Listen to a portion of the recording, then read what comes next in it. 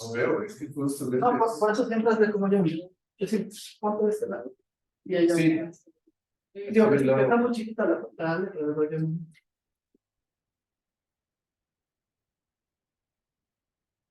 Bueno, vamos a empezar. No. Se movió en la ciudad, ¿ya? ¿Qué horas son?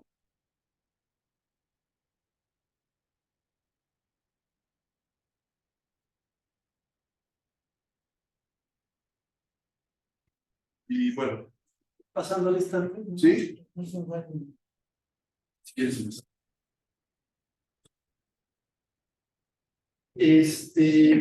Hay dos Verónicas. Bueno, a ver, Beristain. No ha llegado, pero Vero Campos es la que nos avisó que no venía hoy. A ver, esa sería es Beristain Campos. Ah, Peristain Campos, sí, ella es la que nos dijo que no venía hoy, pero que se iba a conectar, es a quien le vamos a mandar la liga. ¿Ya se le mandó? Perfecto. Bueno, Cruz y Corro, Pita, ahí anda. Rosa María. Ok, muy bien. Cintia Itzel. Ok. Pesel, Sofía. ¿Sí? Sí, Sofía me acaba de avisar que va a estar faltando algunas clases, pero vamos a mandarle la liga. Si no puede conectarse, grabamos la Prado sesión. Santos. Igual, alguien que no pueda nos avisa. Ahora vamos a tener la costumbre de grabar Prado Santos. para que por si alguien llega tarde y la quiere recuperar algo. Mires Ortega, bueno, creo que viene en el tráfico. Velasco Valderrama. No. Ana Díaz Cermeño. Ok.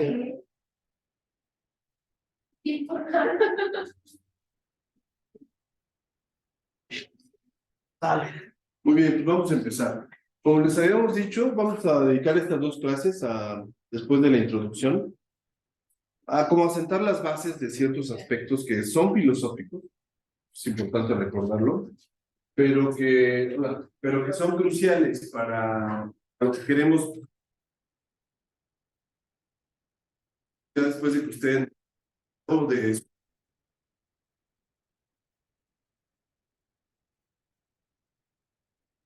actividades, conocemos que nuestra misión en esta clase va a ser justamente tratar de agregar un aspecto extra, bases, ¿no? Le llamamos filosóficos, no son propiamente filosóficos, pero bueno, se acercan más a eso, porque son más abstractos, son muy reflexivos, ¿no?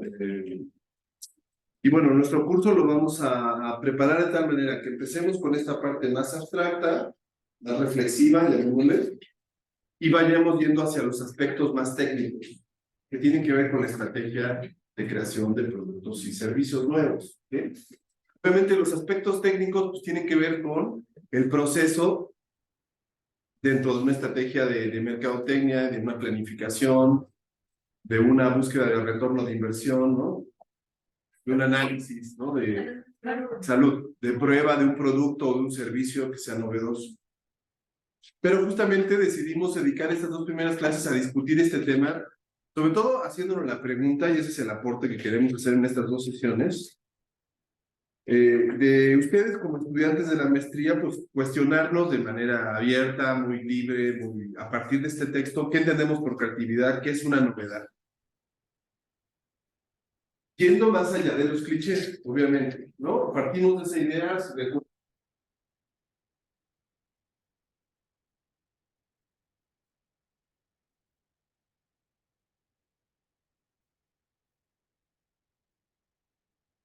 repetitiva, hay un discurso socialmente ya globalizado de que debemos de ser creativos. Y hay un discurso socialmente instaurado a nivel global, social, de que debemos de ser innovadores. Y ese discurso, por supuesto, está en las empresas, en las grandes empresas, medianas, pequeñas. Sobre todo, entre más competitivo sea el entorno de esas empresas o de esas organizaciones, porque pueden ser ONGs, o pueden ser pequeños emprendimientos o empresas de otro tipo, sociales incluso, hay una presión, una obligación de ser innovadores, de competir, ser creativos. Entonces, por supuesto, eso se traslada a la educación y se traslada a muchos ámbitos de la vida, ¿no? Donde además de de la obligación de ser célebre, exitoso, famoso, como queramos llamarle, en esta sociedad actual, ¿no? Ya platicamos que esa sociedad recibe muchos nombres, ¿no? Algunos desde hace unas décadas le llaman sociedad postmoderna, otros le llaman sociedad en red, sociedad del conocimiento, sociedad de la información, algunos sociedad de la modernidad líquida. ¿Han escuchado ese concepto de modernidad líquida? Bueno, se refiere a que en nuestra son líquidas, no son sólidas, ¿no? Son entre líquidas y gaseosas. ¿De qué otra manera se le llama a la sociedad, sociedad del riesgo? ¿Han escuchado ese concepto, sociedad del riesgo? De más compleja es la sociedad, hay más riesgos. Por eso el mercado de los seguros va de manera paralela corriendo de la mano de la complejidad y los riesgos. Entre más riesgos, más previsión, más seguros, todo este tema. Más cálculo. ¿De qué otra forma se le llama a la sociedad? Recientemente apareció otro concepto que es interesante, que se llama sociedad performática. Este concepto de sociedad performática es interesante, tiene que ver con las redes sociales, tiene mucho que ver con la inmediatez de las comunicaciones digitales y tiene que ver con lo que vemos todos los días desde hace algunos años, ¿no? Que es esta tendencia. Se mezcla entretenimiento, información, opinión, fake news, campañas que pretenden ser virales, ¿no? Sociedad performática es la sociedad donde las personas quieren generar contenidos que generen likes, que generen o que llamen la atención. Entonces, ¿por qué se le dice performática a la sociedad? Porque muchos de los generadores de contenidos, y ahí está como una estrella en el centro de esto, el influencer, lo que busca es apoderarse de lo que está escaso. ¿Qué es lo que está escaso? La atención. Entonces, para gobernar la atención, políticos, obviamente celebridades del mundo del entretenimiento, de la música, del cine, de donde quieran, pero también otro tipo de personajes y profesionales buscan llamar la atención de manera performática, haciendo cosas extrañas, bizarras, escandalosas. Pues piensen en Trump, piensen en quien se les ocurra que trata de llamar la atención, aunque sea erróneo, falso, irresponsable, engañoso, mentiroso, lo que diga o lo que haga, ¿no? Perdón, Sí. dice Vero que no escucha. Ah, será. Es que creo que cuando Ya está, se mueve. A ver, vamos a ver. Voy a tener que salirme de aquí.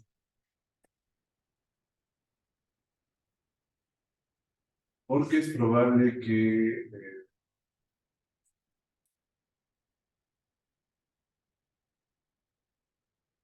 a lo mejor.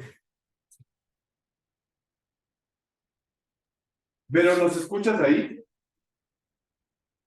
No, no te escuchamos nosotros. Déjame. Dame chance de arreglarlo, creo que ya sé cómo. ¿No? ¿Sí nos oyes tú? No. Tú no nos escuchas. Entonces, déjame ver. Si no es esto, vamos a ver si es acá. Vete aquí, para pantallas. Vete aquí. ¿En este? Sí. ¿Ahí nos escuchas, Vero? No. Ahora vete acá. Espérame, una cuarta opción. Vamos a ver si. Vero, ¿nos escuchas ahí? No. Altavoces. Tú dices que el sonido de acá. Vete para acá. Ok. Luego, vete aquí. Ella tiene que buscar. Y pasamos. Pantalla, sonido. Ujú. A ver, Sana. Altavoces, ¿no? Está aquí. A ver, Ahora sí ya me intenta acá. Habla. ¿Nos escuchas, Vero? 1, 2, 3, ¿nos escuchas? Bueno, pasa dice sonido, mono, no elegir para hablar o grabar, no. Déjate porque este es el de aquí. El Epson. No, pero ese es el. Este de aquí. Creo que se está. Hola. Ah, no. ¿Se cierra? Ahora vete otra vez aquí. Espera. Espera. Ahora vete aquí al disponible. Espera. Mira, está aquí, creo que desde aquí lo puedo manipular.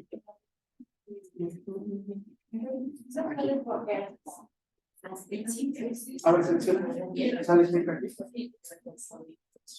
Ahora habla. Bueno, ¿nos escuchas, Ya, Vero?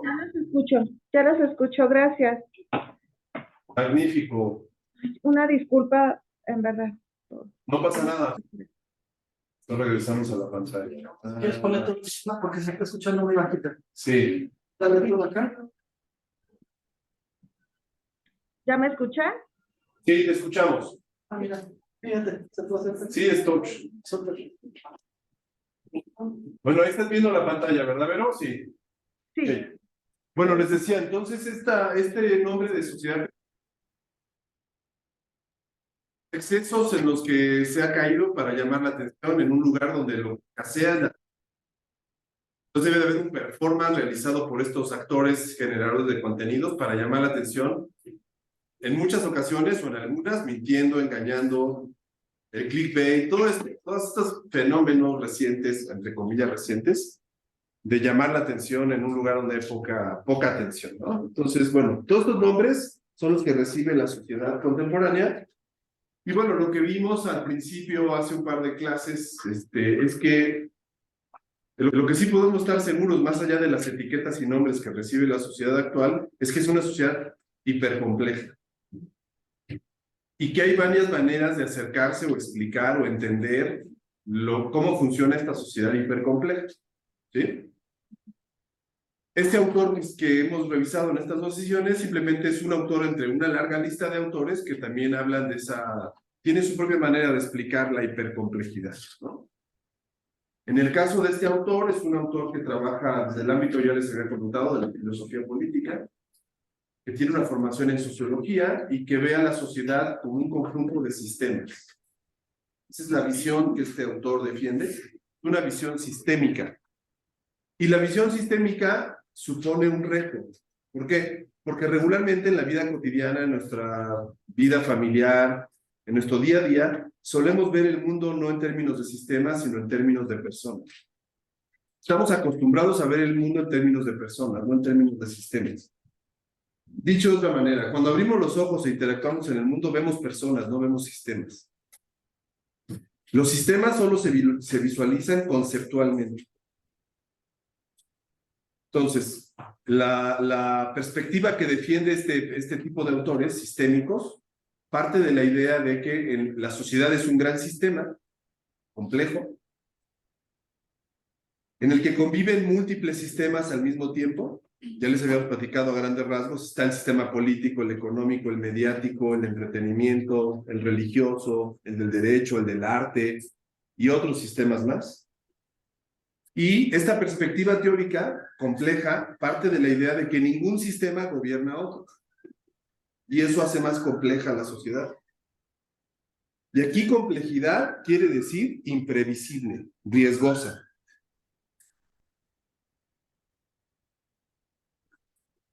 Ojo con esto, por ejemplo, ahí hay que entender un concepto que es importante distinguir. No es lo mismo peligro que riesgo. ¿Alguien sabe la diferencia? Supongo que el peligro es inminente y el riesgo se puede calcular. Sí, muy cerca, sí. El peligro suele ser algo que escapa a nuestras decisiones. Por ejemplo, el que un meteorito llegue al planeta Tierra es un peligro. Dicen que es escaso, pero es un peligro. El que el Sol, sí saben que emite explosiones solares que generan emiten gran energía que viaja a través del sistema solar y llega al planeta Tierra de diferentes maneras. Esas como marejadas o oleadas de energía solar se supone que son peligrosas porque pueden generar muchas cosas en el planeta Tierra, pero no las podemos controlar. Esos son peligros. Un temblor es un peligro. ¿Qué son riesgos? Los riesgos son todas aquellas formas de incertidumbre que surgen por la acción humana a partir de decisiones. Por ejemplo, hoy, no sé si escucharon, ayer fue el Día Internacional de la Desaparición Forzada.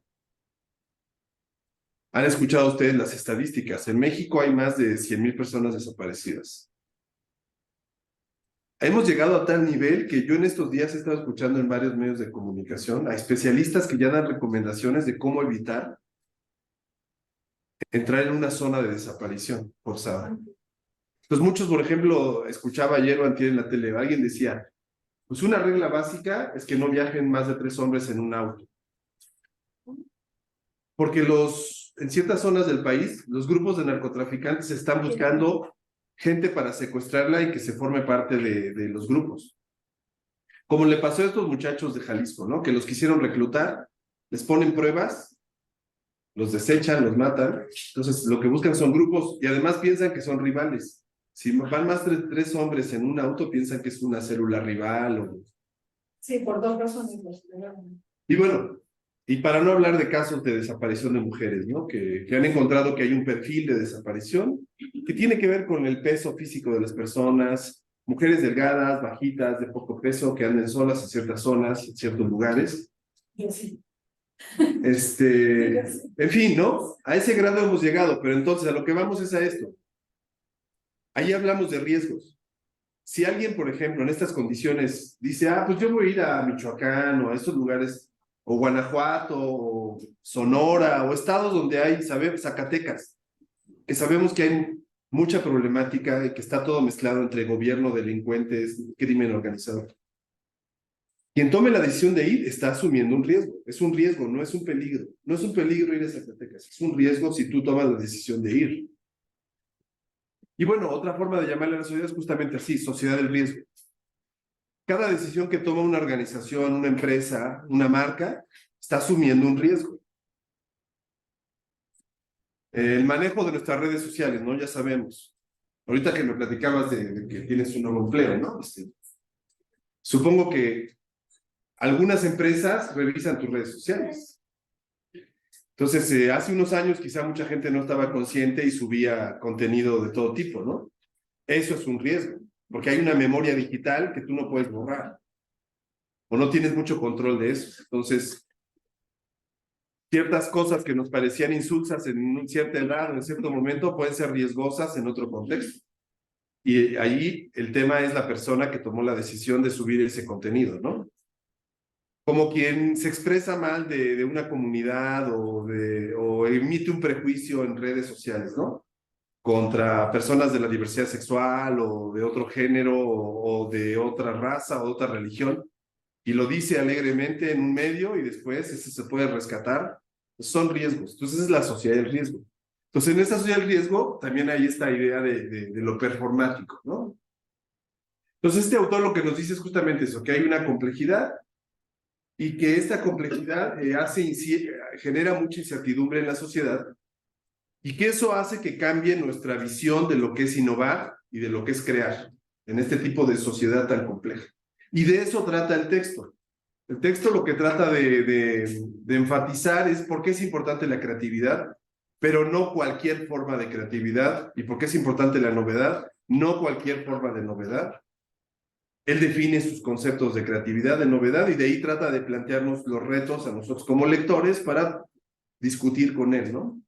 Y por eso planteamos el texto, nos parece importante, para tener esa primera base de identificar que la creación de productos y servicios tiene una responsabilidad,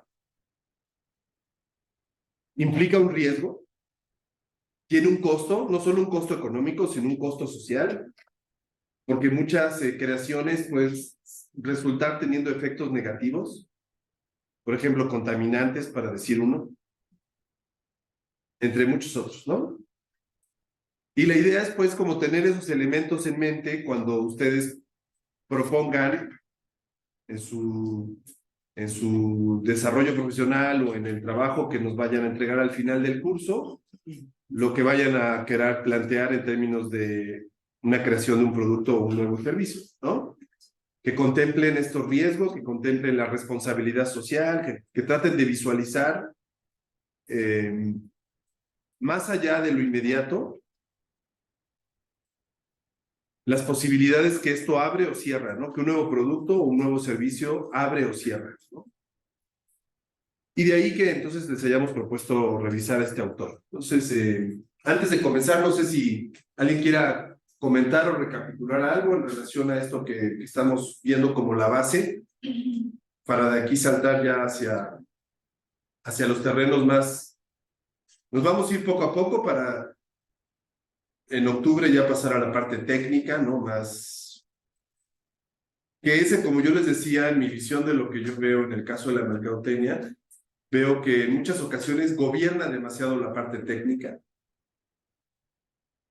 O sea, la pericia, ¿recuerdan? En la lectura se habla de la pericia, la diferencia entre pericia y formación. La pericia es importante, las destrezas son fundamentales, pero no podemos reducir la educación a solo adquirir pericia. Tenemos también que visualizar la importancia de la formación, ¿no? Y la formación va más allá de la propia disciplina muchas veces, ¿no? Entonces, bueno, ese es el contexto de esto. ¿Alguien recuerda algo de lo que ya hemos comentado sobre la lectura la semana pasada? ¿Alguna idea, alguna reflexión? ¿Se acuerdan qué era la retórica de la innovación? ¿Qué se refería? En realidad regresamos a lo mismo. Creemos que estamos innovando, pero regresamos a los orígenes. Exactamente. Lo que nos decía esto de la retórica de innovación es una crítica a estas fórmulas que se venden socialmente de que tenemos que ser creativos y cómo ser creativos. Todos los discursos que nos venden fórmulas fáciles para ser creativos, innovadores, eso es lo que el autor critica como la retórica de la innovación, como los discursos sobre la innovación, que muchos de ellos son modas de gurús o hombres y mujeres que presentan fórmulas, métodos para ser creativos. ¿Por qué este autor critica eso? Porque él como filósofo descubre que en la creatividad y en la innovación hay paradojas. Y que de esas paradojas los gurús no dicen nunca nada. Y una de las paradojas, las vamos a revisar ahorita con calma, es que la creatividad no se puede planificar. No se puede sistematizar, no se puede prevenir o prever o calcular. Y eso es una paradoja muy importante, que parece muy sencillo, pero tiene una profundidad importante. Porque por un lado, como decíamos, la sociedad nos presiona, entre comillas, socialmente para ser innovadores y creativos. Las empresas ofrecen cursos, ofrecen capacitaciones, dan oportunidades. Pero al mismo tiempo, la creatividad, como dice bien el autor, no puede surgir por un mandato.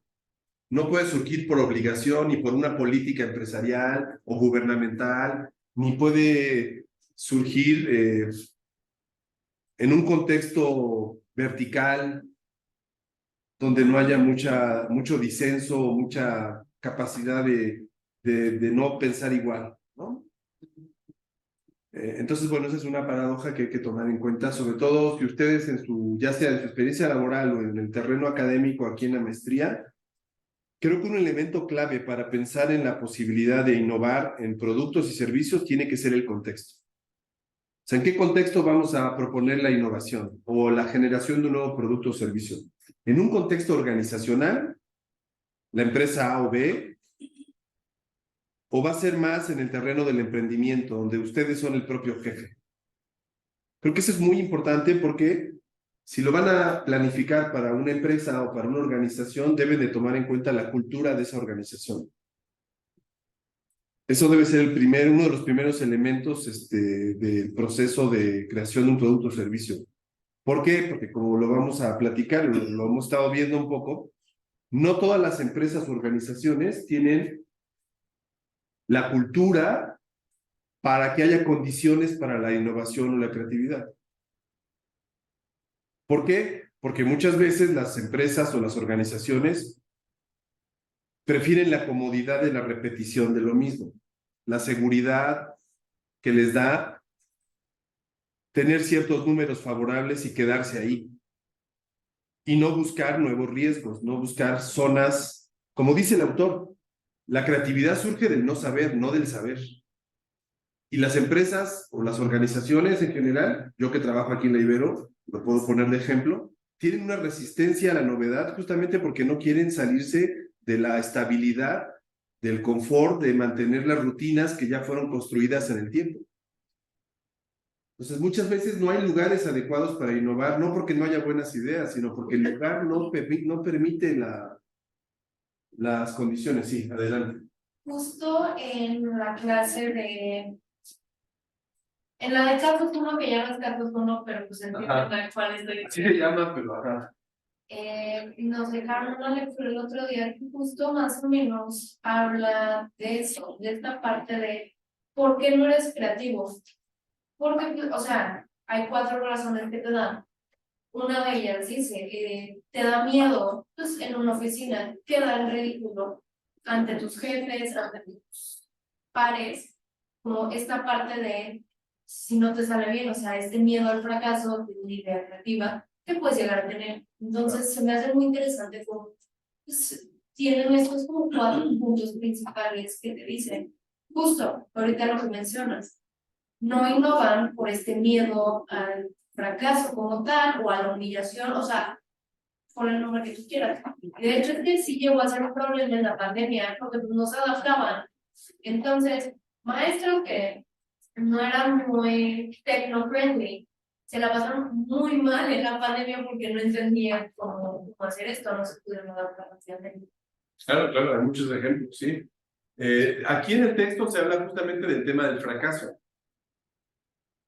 Y bueno, por ahí se reflexiona en el texto, en el ensayo, el autor dice, evitar a toda costa el fracaso en una organización es la primera forma de fracaso. O sea,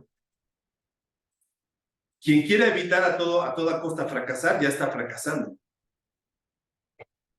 Y él tiene, en su reflexión, tiene justamente una idea en relación a que el problema no es fracasar, el problema es nuestra relación cognitiva con el fracaso. O sea, el problema no es fracasar, sino cómo nos relacionamos cognitivamente con esa experiencia. Entonces, él dice que hay 2 maneras de vincularnos con esa experiencia. Ahorita le doy la palabra. ¿Alzaste la mano? ¿No? ¿Ah, no? Sí, la mano. Sí, como porque explota. Que hay 2 formas de vincularnos. Él utiliza una palabra que es importante aclarar, le llama decepciones.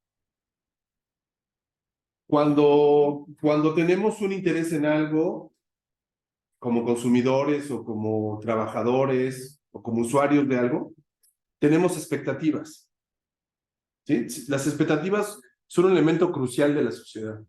Una buena parte de lo social funciona gracias a las expectativas.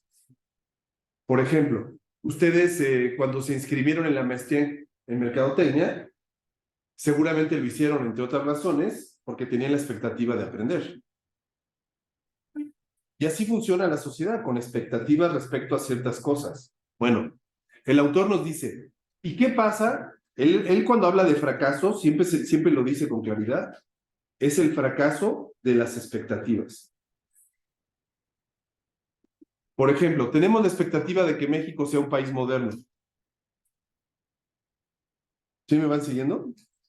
Y como no termina de ser totalmente moderno, porque tenemos muchos problemas arrastrándolos en muchos ámbitos de la vida social, fracasan nuestras expectativas y la respuesta común y corriente de la mayoría de la población es de tipo normativa.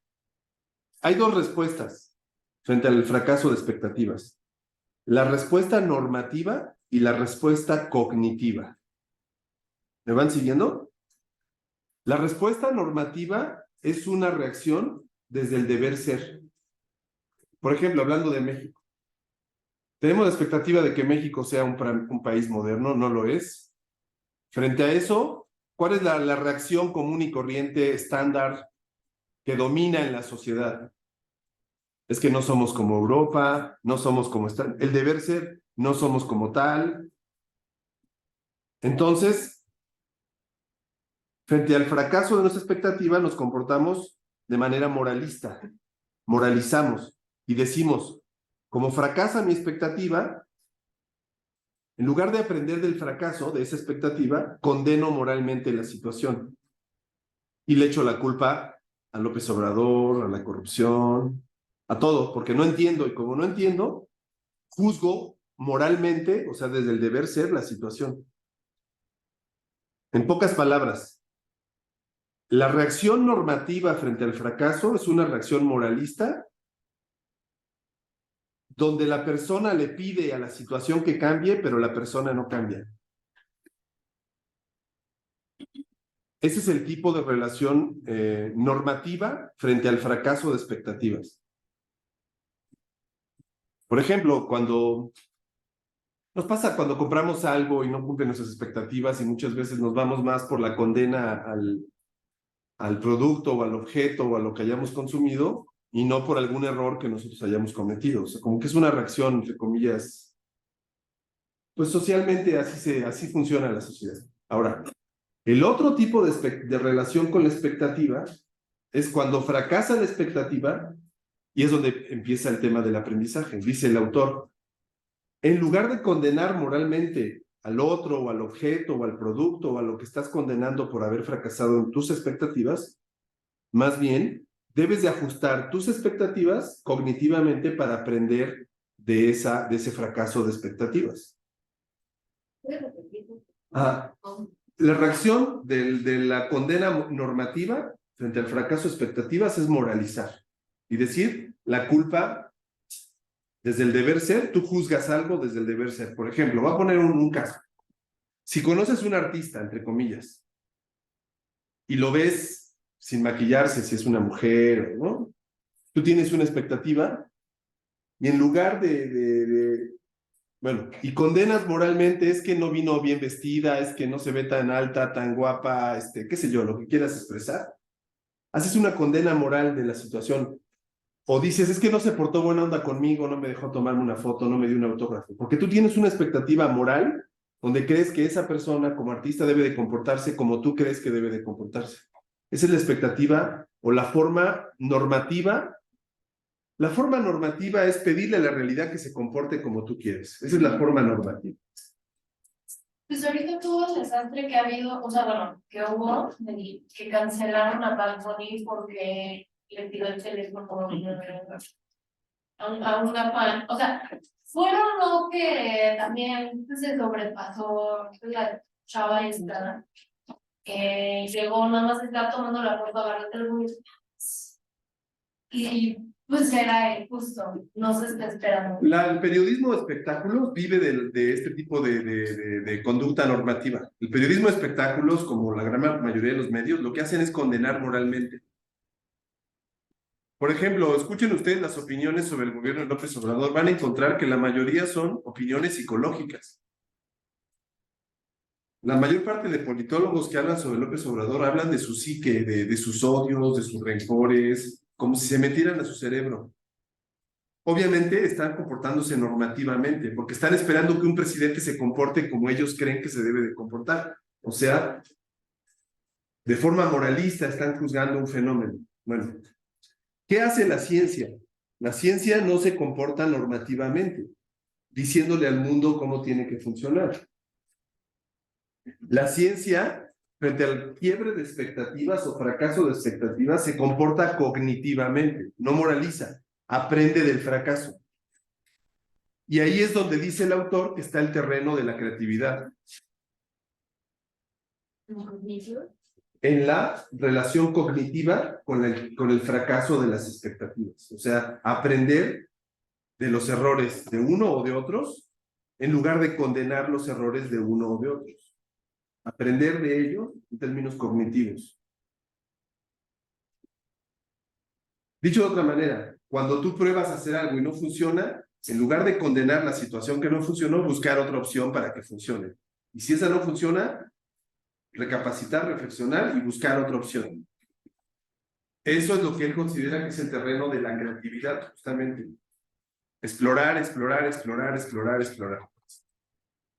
Sin caer en una visión normativa. Entonces, eso es a lo que se refiere con las retóricas de la innovación, con los discursos que él considera falsos, que son clichés, que son fórmulas, que están de moda desde hace muchos años, siguen de moda, sigue habiendo mucha gente que vive de eso, pero él pone la alarma y dice, tengan cuidado con esos discursos porque no nos van a llevar a gran cosa. Entonces, pasamos a este terreno, si le podemos picar tantito, más el vadillo, de las paradojas de la creatividad, dale. Que es justamente 4 aspectos que son importantes en relación a... Las acomodaste diferente, ¿no? Sí. ¿Cuáles son los problemas que el propio término, la propia conceptualización de creatividad implica, no? Él habla de 4 paradojas. De la producción, o sea, a la hora de generar algo creativo, ahí ya hay una paradoja. A la hora de producir, no regreses para ver nada más la lista de las 4. A la hora de producir la creatividad, también a la hora de certificarla. ¿Quién reconoce la creatividad? ¿Quién la etiqueta? ¿Quién la califica? Ahí hay una paradoja. ¿Quién va a decir que alguien es creativo? Dice el autor aquí, bueno, hablando de la paradoja de la producción, es cómo generas algo creativo. Esa es la paradoja. La segunda es cómo se reconoce lo creativo, cómo se certifica. El autor de entrada descalifica todas aquellas posturas donde alguien se considera a sí mismo creativo, ¿no? De manera subjetiva, personal, ¿no? Soy un genio, yo soy muy creativo.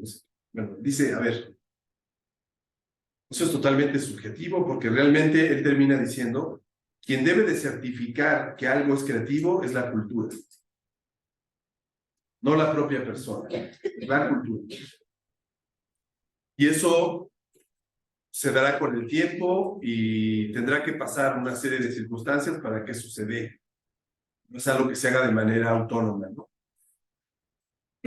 La otra paradoja, que tiene una palabrita, es la de la desubjetivización. ¿Qué quiere decir? Dejemos de pensar que la creatividad es un asunto de personas solas o genias que son individuos muy creativos ellos solitos y que el resto no somos creativos o innovadores, ¿no? Lo que afirma en esta paradoja el autor es que la creatividad es un asunto colectivo, de grupos, de redes de trabajo, de redes de colaboración, o sea, un asunto de comunicación, básicamente, no de individuos que hacen cosas brillantes o maravillosas. Y por último, la paradoja de la novedad, que tiene que ver con qué entendemos por lo nuevo, qué es lo nuevo, qué es realmente nuevo. ¿Cuántos tipos de cosas nuevas hay? Él dice que hay 2 tipos de cosas nuevas. Si regresas tantito, las cosas nuevas de grado más simple son las variaciones.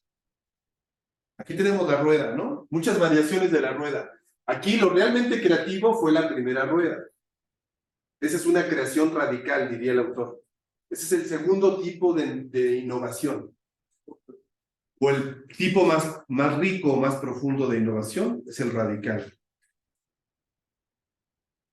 Ya estas otras innovaciones son más bien variedades o variaciones montadas sobre esta creación radical, ¿no? En el caso del campo de la mercadotecnia, todos estaremos de acuerdo que la mayor parte de creaciones o innovaciones son de este segundo tipo. Son innovaciones, mejorías a los productos, añadidos, cambios pequeños, sutiles, los que tienen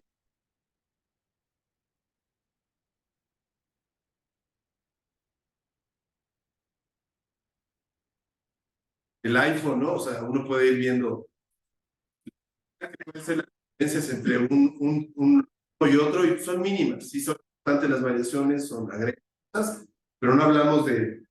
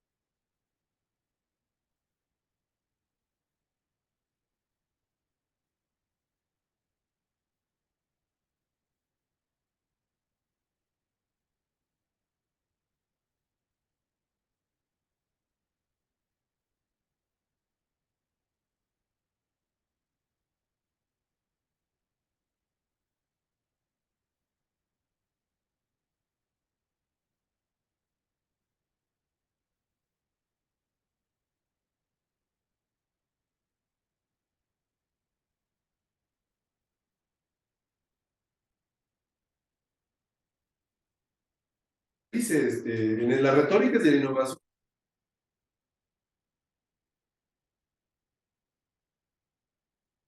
parte de los clichés o fórmulas que se utilizan,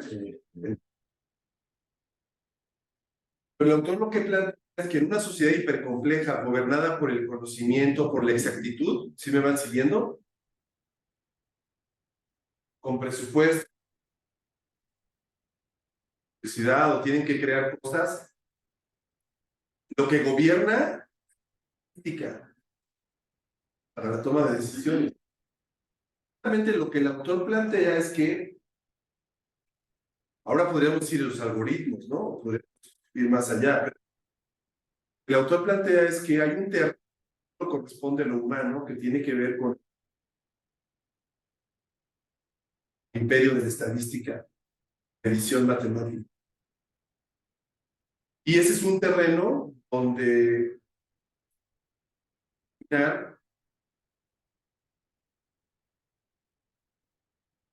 un camino muy frágil, que es el del no saber. Que justamente es la idea de que el mundo es transparente.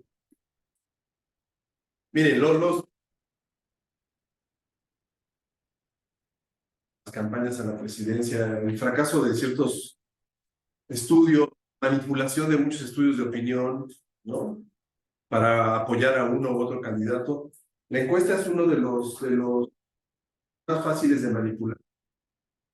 Y ahora no se diga las encuestas telefónicas o las encuestas por Facebook o redes sociales, que son muy fáciles de manipular. Bueno, si alguien toma decisiones a partir de esos datos, pues, como pasó en muchas elecciones, seguirá pasando. Una cosa es cómo se comportan las encuestas y otra cosa es, y las redes sociales, ¿no? Porque hay mucha gente que quiere un paralelismo entre la opinión de conversación en redes sociales con lo que pasa, entre comillas, en la realidad. Y bueno, está claro que la sociedad no es transparente. Una sociedad compleja no puede ser transparente. No sé si me estoy explicando. Cuando digo transparente, quiero decir fácil de entender. Por muchos elementos que tengamos de información respecto a la sociedad, el mito que se nos ofrece es que esos datos y esas cifras nos permiten comprender a la sociedad tal como es. Y eso lo que dice el autor es el mito de la exactitud. Eso es falso. La sociedad no es transparente, es opaca. ¿Por qué? Porque es compleja. Justamente porque es opaca, no es fácil de manipular. Si fuera fácil de manipular, piensen en quien quieran, en Hitler, que quieran, el que les venga a la mente. Hasta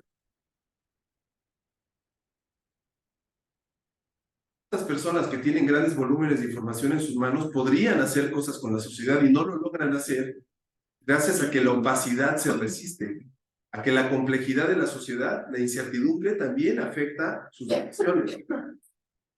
Si el multimillonario Zuckerberg y otros tantos que tienen tanta información, tanta capacidad de tantos equipos de trabajo estudiando para tomar decisiones, cometen pifias, errores, malas inversiones, ¿qué será de los que no tenemos todos esos volúmenes de información? La respuesta a eso es, ¿por qué a pesar de que gobierna el imperio de los datos estadísticos, la sociedad se resiste a ser leída de manera sencilla y fácil? Porque la sociedad no es opaca, es compleja.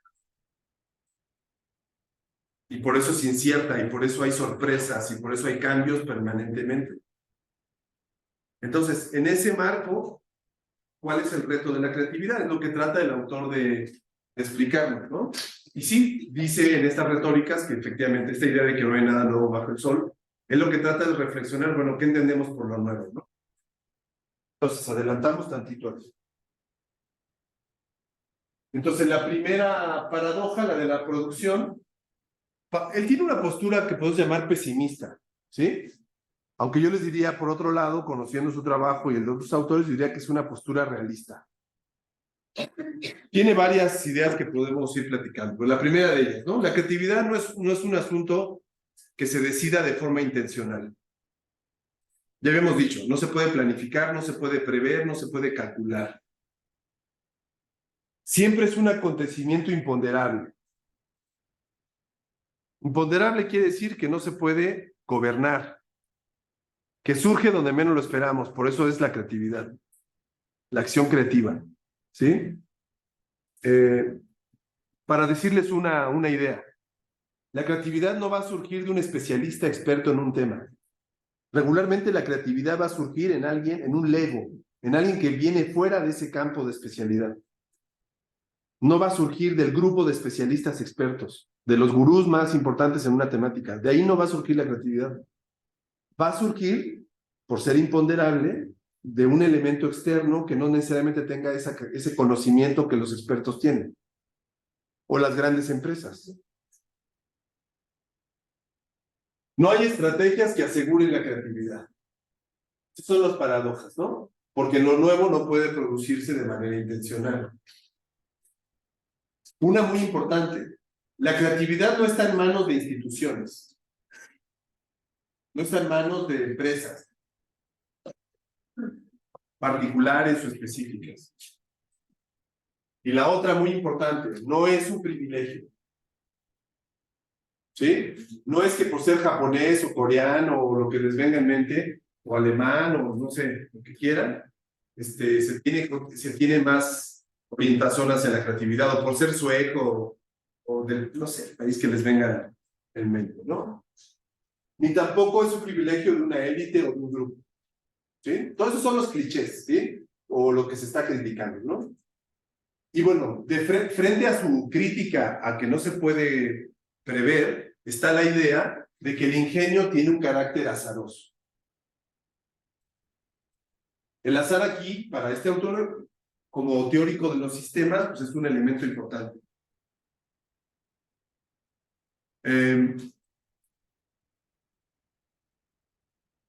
Hay muchos métodos que tienen que ver, yo les había platicado cuando empezamos el curso, que hay muchas teorías de la creatividad que no son tan racionalistas y que más bien apuestan a buscar lo azaroso, a preparar las condiciones para que emerja lo azaroso.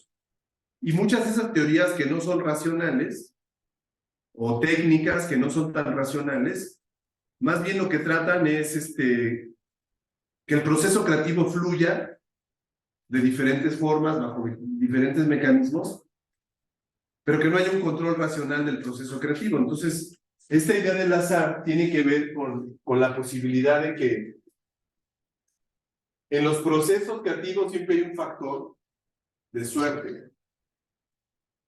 Podemos llamarle serendipia, podemos llamarle de mil maneras, pero ese factor de azar tiene que ver con aquello que no se sospechaba.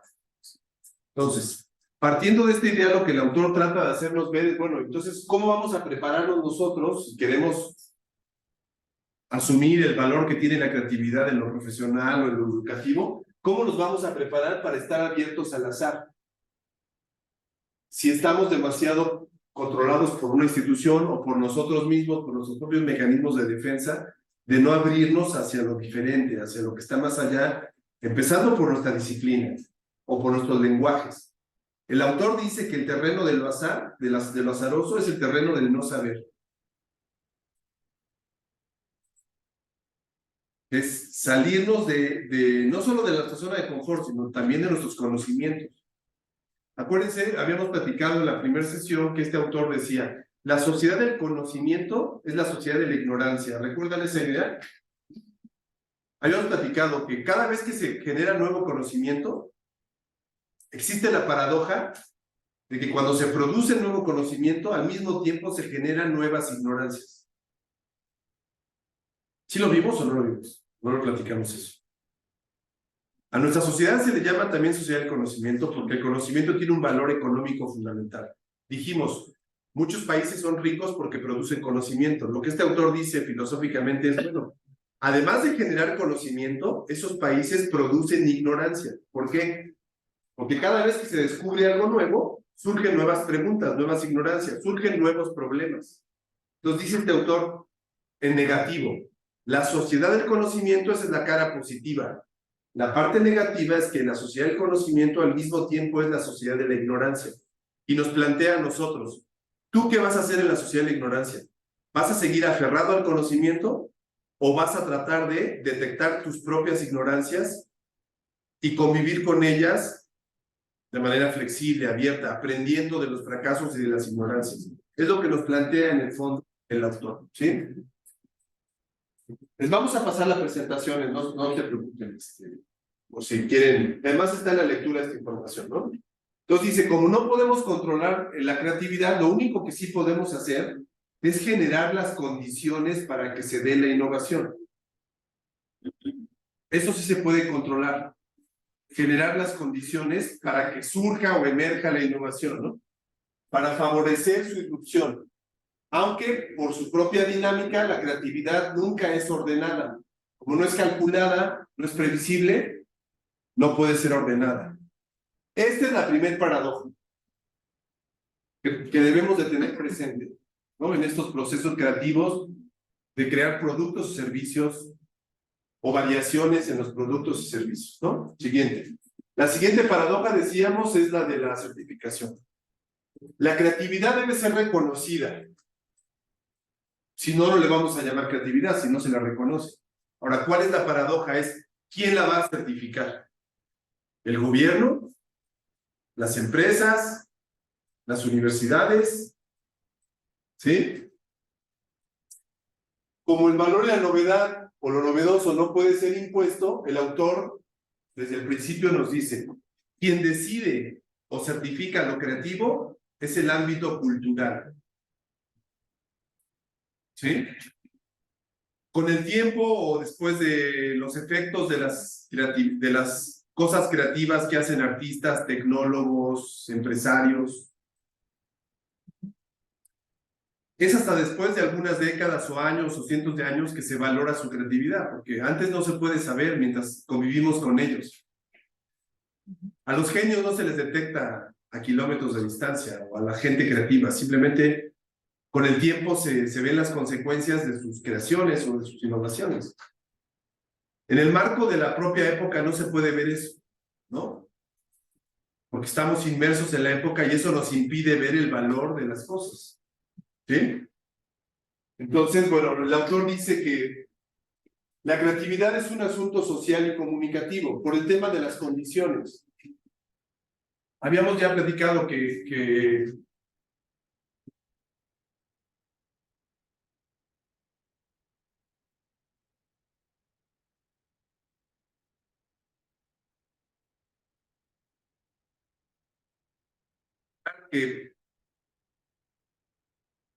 son ciudades altamente creativas. Pues la diversidad de religiones, de creencias, de todo tipo de preferencias ideológicas, políticas, estéticas. Hay ciertos lugares del mundo donde esa diversidad está vedada, está controlada. Esos espacios no son aptos para que irrumpa la creatividad. La gente creativa requiere espacios donde pueda expandir su creatividad sin miedo a la sanción, sin miedo al ostracismo, al rechazo, a la exclusión. Y por eso no es casual, como ha pasado a lo largo de la historia, en la modernidad, lugares muy famosos en el siglo XIX como Viena, por supuesto París. ¿Por qué París era la París del siglo XIX? Porque había esa ebullición de diversidad. Londres, por supuesto ya en el siglo XX Nueva York y muchos otros lugares, ¿no? En América Latina, Sao Paulo, algunos lugares que tienen condiciones particulares de diversidad, suelen ser grandes metrópolis. De México es un lugar apto para eso, por eso hay, bueno, no toda la Ciudad de México, algunos lugares, algunos enclaves. Y bueno, una cosa que nos... Sí, creo que quiero... Sí, perdón. ¿Qué te va haciendo así? No, gracias. Perdón, no te vi. ¿Ah, no? Ah, bueno, entonces nadie puede predeterminar la novedad, ¿no? Ninguna institución, y no se puede saber con anterioridad si estamos descubriendo algo nuevo. No lo podemos saber, no lo podemos calcular. Pero aquí viene una cosa interesante que nos dice el autor. Cuanto menos previsible es lo nuevo, más desafían nuestros esquemas de percepción. Cuanto menos podamos calcular por dónde va a llegar la novedad, desafían más nuestra capacidad de darnos cuenta, de percibir que es algo nuevo. Esa es una paradoja. sea, no tenemos ojos para ver la novedad porque no estamos programados para ver la novedad. Al contrario, nuestro cuerpo, nuestra vida social está programada para repetir lo que funciona. Por eso cuando hay algo nuevo lo desechamos, lo dejamos de lado, no lo valoramos, no lo consideramos valioso, no lo entendemos, no lo percibimos, no lo observamos. Dice el autor, con una frase que es muy clara, dice: por eso siempre que se presenta la novedad aparece como una provocación irritante. Toda novedad o acto realmente creativo, dice el autor, emerge como una provocación irritante. Ahora aquí el gran tema es este: ¿cómo distinguimos entre una provocación irritante genuina y una provocación irritante fake, impostada, adornada, creada?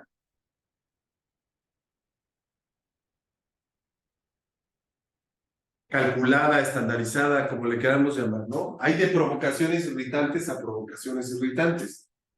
Hay muchos artistas que hacen cosas espectaculares, pero no crean nada. Meter un tiburón en el formol, ¿no? Han visto, bueno, hay tantos artistas que podemos poner muchos ejemplos, ¿no? La primera vez, o lo que hace Bansky, o lo que hace quienes venga a la mente, las primeras veces irrumpen con creatividad. Pero cuando eso se empieza a repetir como una fórmula de variaciones, de pequeñas variaciones sobre lo mismo, ya se perdió la creatividad. Lo que hay ya es una marca que está estandarizando un producto que es válido. No, eso no quiere decir que sea inválido, ni mucho menos. Simplemente que en el sentido filosófico, ahí ya no hay creatividad. Ahí más bien ya lo que hay es una estandarización o una repetición de variaciones, en fin. ¿Sí? ¿Quién de ustedes es fan de Los Simpsons? ¿O quién sí conoce aproximadamente la serie? ¿Quién llegó a ver capítulos de los 90s, de los 80s? ¿Se acordarán del capítulo de la llamarada Moe? ¿Alguien se acuerda lo que era la llamarada Moe? Sí. ¿Qué era la llamarada Moe? El trinque. Exactamente. Cuando Homero Simpson, por X motivo, está buscando algo diferente para probar, se inventa un trago prácticamente, creo que en el baño de su casa, mezclando jarabe para la tos y no sé qué tantas cosas. Comete el gran error de platicar esto con el cantinero. Ya saben que Homero siempre es parroquiano, siempre es visitante frecuente de la cantina de Moe. Le comparte la fórmula o la receta. Moe la empieza a fabricar y le agrega, ¿se acuerdan cuál era el detalle de la llamarada Moe? O sea, era el sabor, pero había algo que le hacía visualmente atractiva la llamarada Moe. ¿Se acuerdan cuál era el color del trago? Morado, ¿no? Es correcto, morado. ¿Y cuál era la característica? Era algo que hacía el cantinero, que hacía Moe y que prácticamente deslumbraba a la gente. Y con un cerillo, con un encendedor, encendía la bebida y por eso lanzaba la llamarada al aire. Y obviamente ya la gente se podía tomar su trago. Bueno, ya para cerrar y dejar seguir al maestro, para cerrar el ejemplo. El lugar de Moe es un exitazo, no sé si 2 o 3 meses, es el lugar más concurrido y hasta te muestra satíricamente cómo celebridades del pop y del rock van a la cantina de Moe a probar, exprofeso a probar el trago. Por algún motivo, alguien, bueno, Homero termina traicionando a Moe, revela el secreto de la fórmula, y a partir de ahí, bueno, ya para cerrar, ¿qué pasa cuando se revela el secreto de la fórmula? ¿Qué es lo que va pasando en toda la ciudad de Springfield? Manuel, ¿qué pasa? El bar de Moe. ¿Cómo? Se refleja en el bar de Moe. Se lo dejan, pero ¿por qué? ¿Qué ocurre en toda la ciudad? Exactamente, en cada esquina de la ciudad hay alguien. Es más, hasta los carritos esos de hot dogs casi, hay alguien que está replicando el trago. Se acaba el boom, se acaba la novedad, y Moe pues prácticamente se le caen las ventas. Más el tema de la famosa llamarada Moe, en relación justamente Bueno, esto, veremos algo de eso más adelante cuando veamos el ciclo que tienen las innovaciones, ¿no? Hay una reflexión que se ha hecho desde hace tiempo sobre todo en relación a la tecnología, que se habla de 4 leyes básicas que tienen que ver con las innovaciones, sobre todo en tecnología, su destino, y es una reflexión que vale la pena tomarla en cuenta, porque ayuda a tomar decisiones. Pero bueno, eso lo veremos más adelante. La tercera paradoja de la que nos habla el autor le llama de la desubjetivación, y básicamente, como les decía, se refiere a que él critica la idea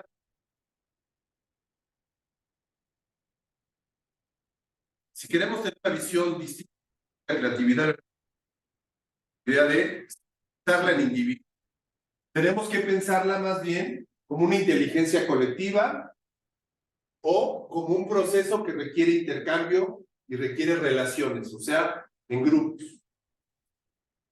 Entonces, él tiene un poco la idea, hay sociedades más creativas que otras, en la medida en que son más flexibles, más abiertas, más tolerantes a la diversidad, al cambio, en que no se preocupan tanto por el disenso.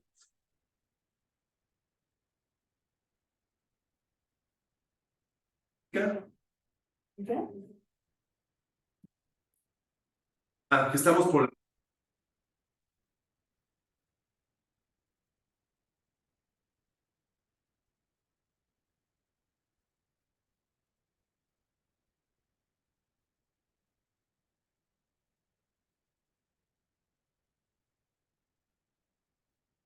ahorita de una vez, 10 minutos. Ok, perfecto, gracias. A las 7:30 regresamos. ¿Escuchaste, Verónica? Sí, maestro. Sí, como que se fue un poco la señal, pero sí, escuché. Ok, vamos a un receso de 10 minutos. Perfecto. Ok, gracias. ¿De nada?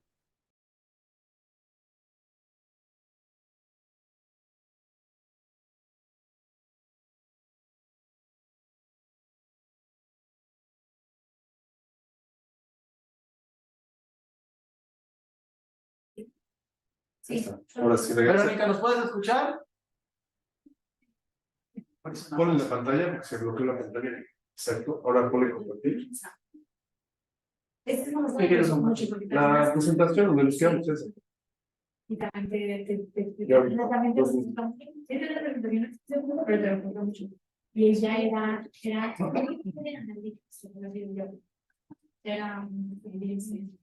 y ya llegaron a jugar un ejemplo de pero eso no lo dan, estaba bien organizado porque yo estaba y te Verónica, ¿nos escuchas? ¿Estás por ahí? sí, veías que te ponías todo. Pregúntale en el chat. si está bien. Es que yo creo que se levanta. O sea, ¿sí cambiaste a Axon otra vez? Sí, es que yo creo que se levanta Vale, continuamos. Entonces, decíamos de la paradoja de la desubjetivación, ¿se acuerdan? Es no individualizar la creatividad o el acto creativo o innovador, sino pensarlo como grupo o de manera colectiva. Y el autor insiste en que la novedad siempre es excepcional y es azarosa, ¿no? Pero que se da de forma colectiva. Siguiente, Marillo, por favor.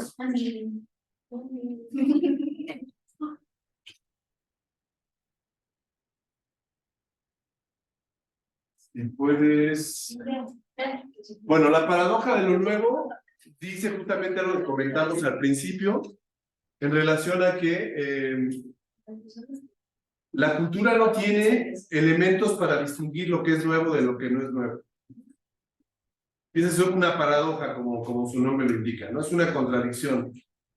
Que al mismo tiempo la sociedad requiere novedades, pero que la misma sociedad no tenga la capacidad de detectar las novedades. Eso es lo paradójico. Y en esa paradoja es que nos movemos justamente en el marco de esto que hemos estado platicando, ¿no? Otra paradoja, ya se ha platicado. Lo nuevo siempre presupone lo viejo. Es evidente. ¿Sí? Por lo tanto, lo que se puede considerar como radicalmente nuevo o absolutamente nuevo suele aparecer como algo inconcebible, como algo imposible de realizar. Por eso esta frase de no hay nada nuevo bajo el sol. ¿Sí? Ahora, justamente para salir de esta paradoja, ¿qué es lo que dice el autor? que plantea una cosa que es una buena salida a esta paradoja, es que justamente porque lo nuevo presupone lo viejo, la novedad se tiene que inscribir dentro de una tradición. O sea, tiene que darse una historia a sí misma para poder ser reconocible. Si no, la novedad, fuera de una tradición que le dé contexto, no se percibe, no se identifica. En el caso de los productos, pues podemos hablar de sectores de la economía o sectores del mercado. Una novedad en cierta área tiene que inscribirse en esa tradición, ¿no? Si son computadoras, pues en el campo de las computadoras, los teléfonos, las televisiones, autos, lo que sea, ¿no? Tiene que tener un marco para que se pueda reconocer esa novedad. Si esta novedad sale de ese campo, deja de percibirse, pierde su significación, su contexto.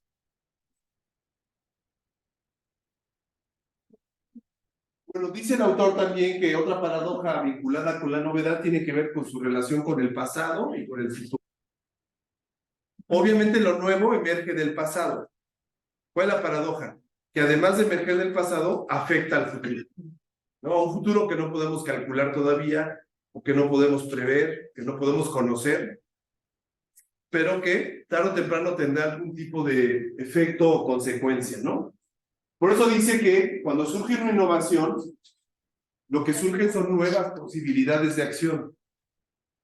Ese puede ser un criterio para identificar la innovación, ¿no? Cuando surgen nuevas posibilidades o espacios para actuar a partir de las modificaciones o las variaciones que se presentan, ¿no? Dale. Bueno, esas son las 4 paradojas que nos comparte el autor en el texto, que es importante tomar en cuenta.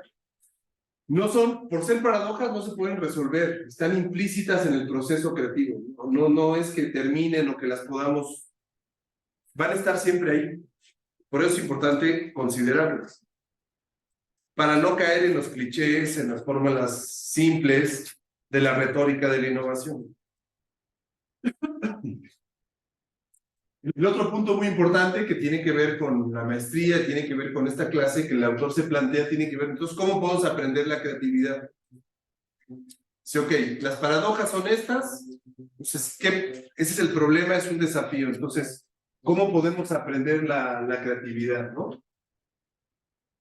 Pues, él con esta visión sistémica que les comentaba, lo que plantea es que esto nos obliga a que los grupos sociales nos convertamos en comunidades de aprendizaje y generadores de conocimiento, ¿sí?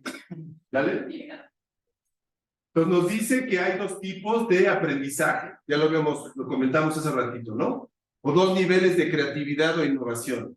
Esto lo dice en la página 193. La adaptación o mejora, que no genera ningún desorden, no transforma la sociedad, no la cambia radicalmente. El nivel de creatividad o innovación, donde lo que hacemos es continuar con algo o añadirle algo, pero esto no genera, dice el autor, ninguna guerra, ¿no? No genera ninguna confrontación. Y el otro nivel de innovación o creatividad es el que él llama de ampliación del repertorio de posibilidades. Cuando surgen innovaciones o cosas creativas que amplían el repertorio de opciones o de posibilidades, entonces estamos entrando al tipo de innovación radical que transforma los conceptos y las estructuras. ¿Recuerdan hace un par de clases poníamos el ejemplo de la imprenta? ¿Cómo podemos poner el ejemplo de las redes sociales, ¿no? Todo lo que han hecho las redes sociales en relación a las formas de comunicación digital anteriores, pues es un cambio revolucionario en muchos sentidos, ¿no?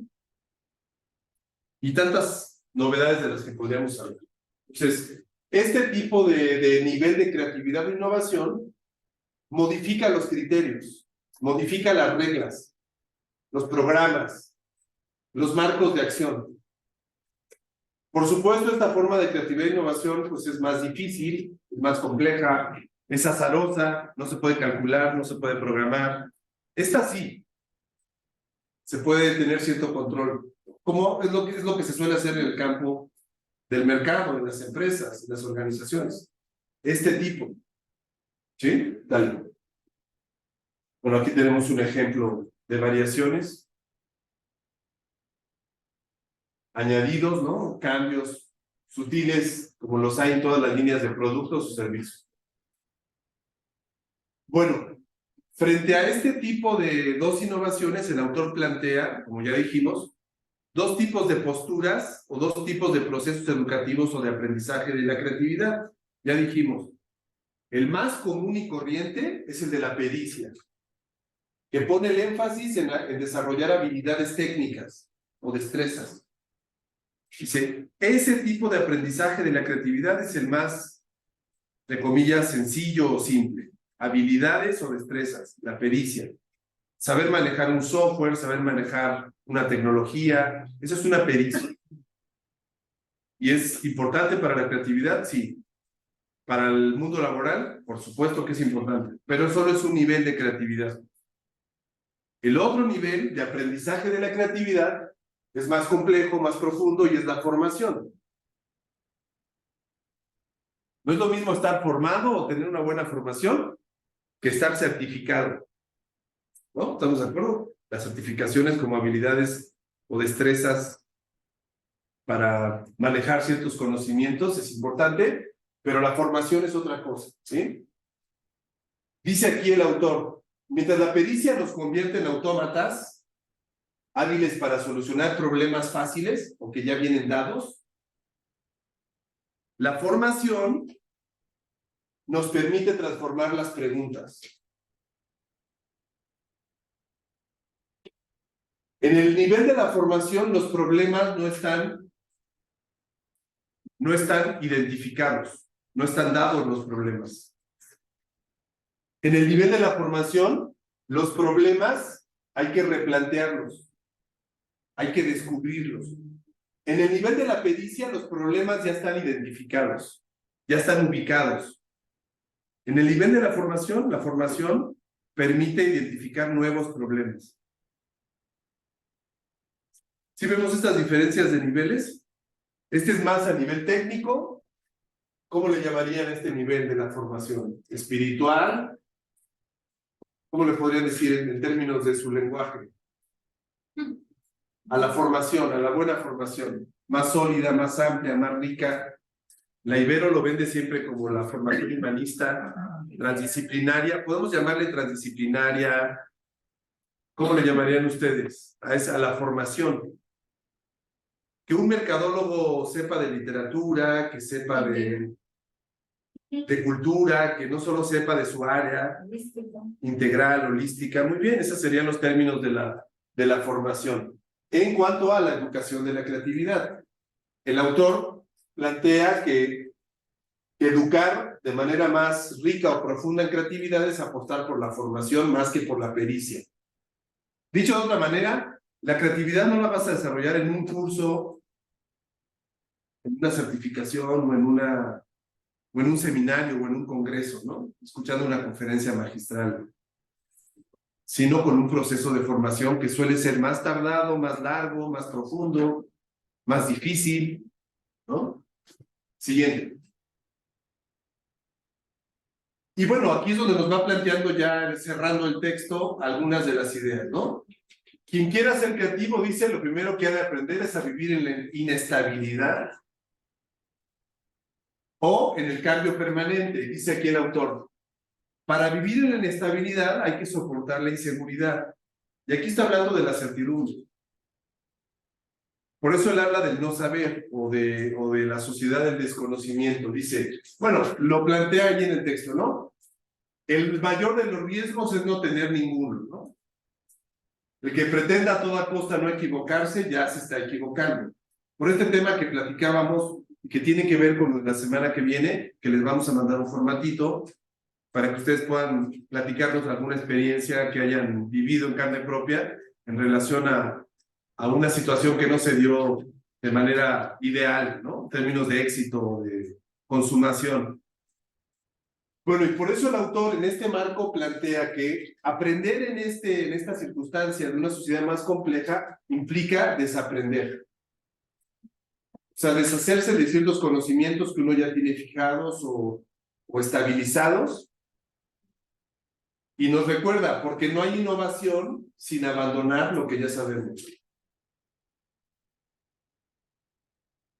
Él asume que el terreno de la innovación o la creatividad está en el no saber, en salirse no solo de la caja o del confort, sino en ir a la ignorancia reconocida, asumida, donde hay riesgo, donde hay incertidumbre, donde no hay claridad, donde las cosas son opacas.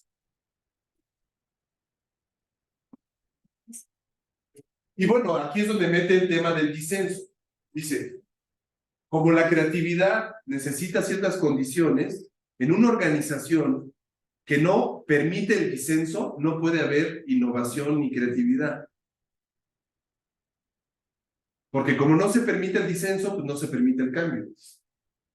Todos seguramente hemos estado en organizaciones donde la cultura donde el disenso es escaso. Bueno, él dice de manera muy clara que aquellas organizaciones donde el disenso es escaso, o sea, donde no hay desacuerdo y no se vive con el desacuerdo, suelen tener pocas oportunidades para la innovación o la creatividad.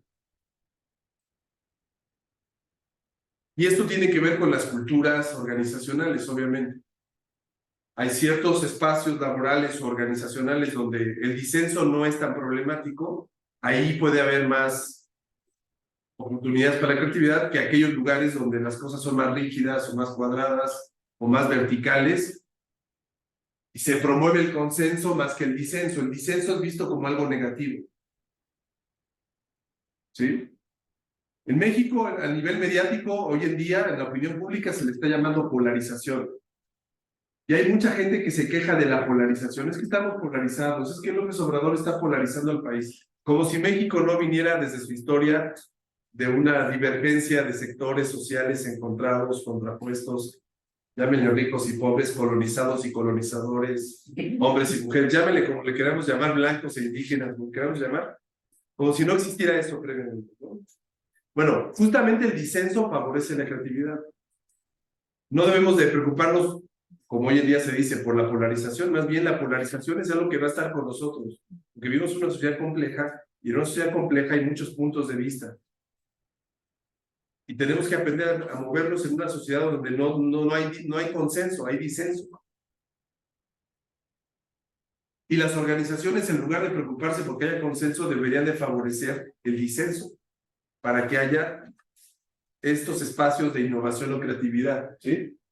Entonces dice el autor que hay muchas organizaciones que tienen rutinas defensivas para cooptar la innovación, o sea, para romper la posibilidad de que haya innovaciones, ¿sí? Y esto genera aprendizajes falsos o improductivos. Recuerden, organizaciones que generan soluciones aparentes que en lugar de resolver problemas, fortalecen los problemas. Esos son aprendizajes improductivos.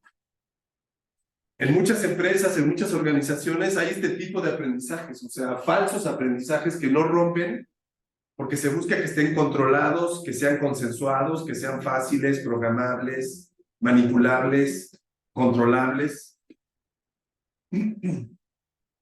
Bueno, y por eso finalmente el autor nos plantea que, bueno, en este sentido, en este contexto, que el aprendizaje de la creatividad tiene que ver con reaprender, ¿no?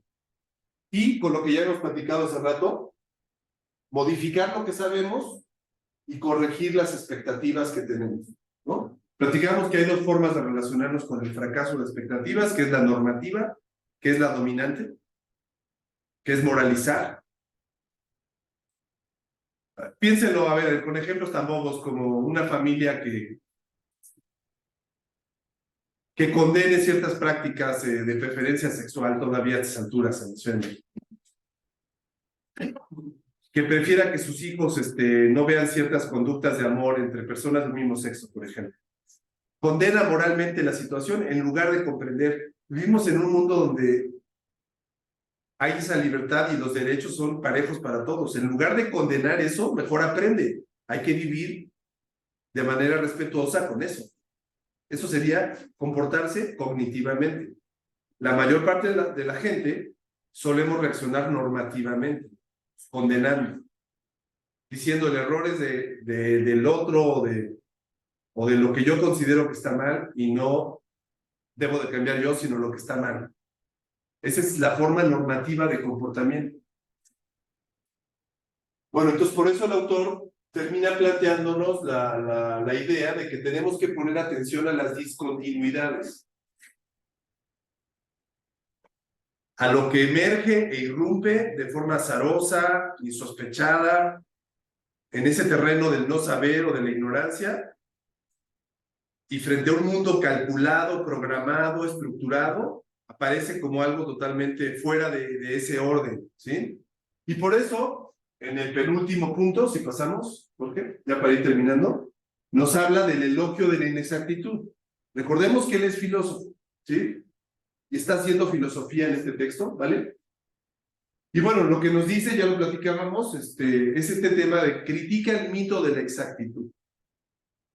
El mito de la exactitud es el mito basado en que la estadística o los números nos permiten conocer a la sociedad de forma transparente para tomar decisiones.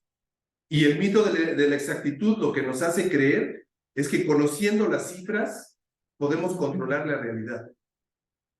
Y lo que nos dice él y nos dicen muchos autores es que el mapa nunca es el territorio.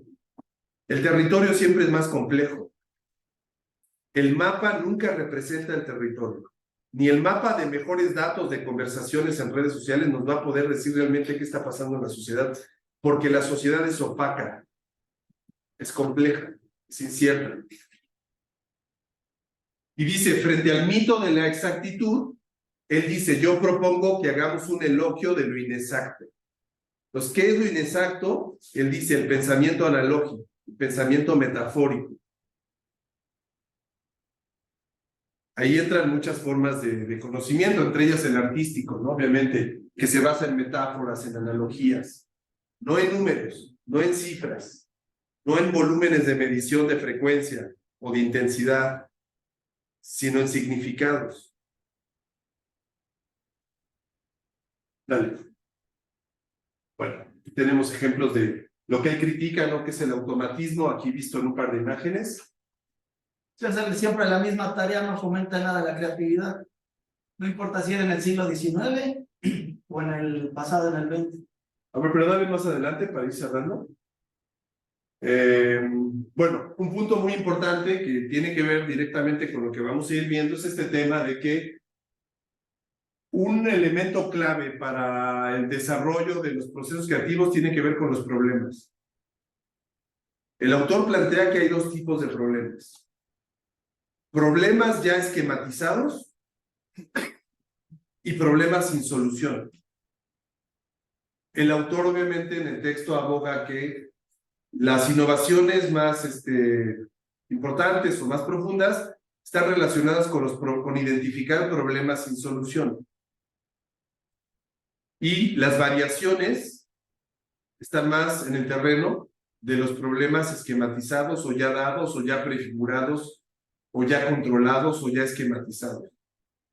Pues ahí es donde viene un poco la invitación del autor. Dice, ok, si queremos desarrollar un poco el proceso de innovación o creatividad, tenemos que buscar en el terreno de la ignorancia o el no saber o la incertidumbre los problemas que no tienen solución.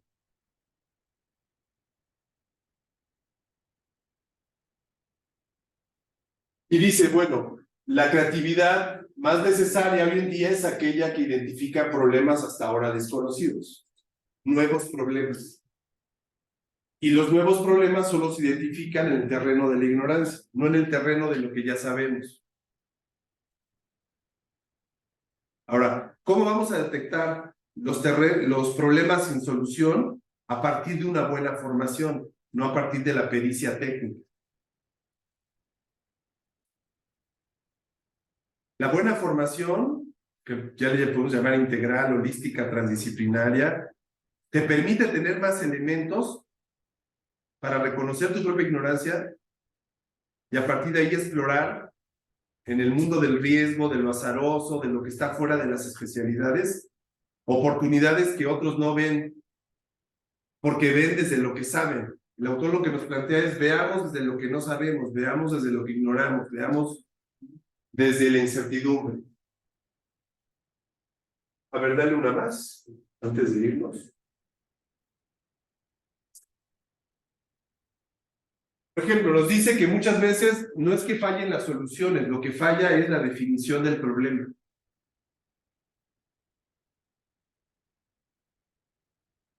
Muchas veces es lo que falla, y hay expertos que han trabajado en el mundo del ámbito empresarial o de los negocios, que han trabajado este tipo de corrientes de pensamiento sistémico, con metodologías y demás que podemos por ahí verlo, ¿no? Entonces dice, los problemas más interesantes, más enigmáticos son aquellos que no tienen solución, ¿no? Al grado que ni siquiera sabemos exactamente cuál es el problema. No tenemos que tener miedo de enfrentarnos a esos problemas, sino más bien tratar de, con humildad, acercarnos con la ignorancia que tenemos, asumirlos, pero no evadirlos, ¿no?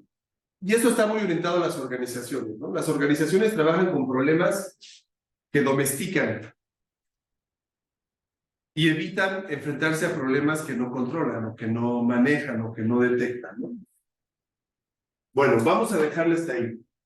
El propósito, como les decíamos, de esta lectura era simplemente como tener algunos elementos filosóficos para ir entrando en el terreno, ya en la segunda parte del curso, de la parte técnica. Y después de que tengamos las exposiciones, les vamos a enviar un formato. En la clase del 21 de septiembre empezaremos con el aterrizaje de esto al campo de las empresas, de las organizaciones, y luego ya pasamos a la parte técnica del proceso de creación de productos y servicios. No sé si está todavía Verónica conectada. Sí, creo que sí. ¿Nos escuchas, Verónica? Sí, sí, maestro, aquí estoy, gracias. ¿Alguna duda, pregunta, comentario? ¿Todo bien?